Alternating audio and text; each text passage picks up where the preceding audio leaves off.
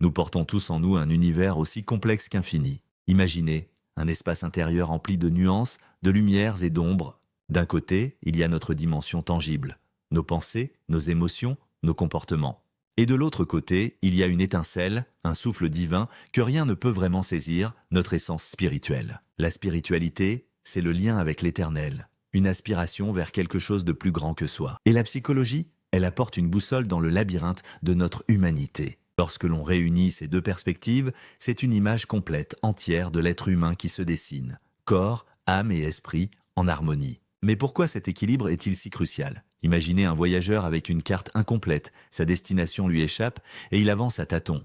S'il ne s'en remet qu'aux outils de la psychologie, il pourrait bien se perdre dans les méandres de son propre ego, ses peurs, ses désirs inavoués, ses blessures profondes. Et à l'inverse, le chemin spirituel pris isolément risque d'ignorer des maux psychologiques bien réels qui finiront par le rattraper s'il manque de sincérité.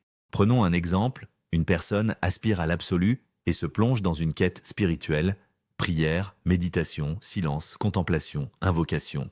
Pourtant, en elle demeurent des blessures invisibles, des violences du passé qu'elle n'a jamais osé affronter. Ces blessures l'attireront inexorablement vers le bas et ralentiront son élévation spirituelle comme des chaînes invisibles.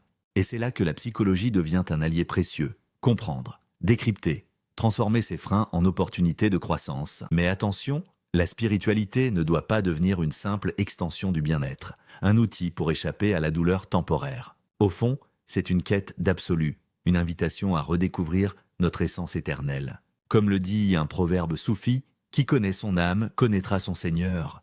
Alors, comment naviguer entre ces deux mondes en choisissant l'authenticité, un travail sincère sur nous-mêmes, non pas pour masquer nos failles ou rechercher un répit éphémère, mais pour avancer vers notre vérité, vers ce noyau paisible et inaltérable en nous.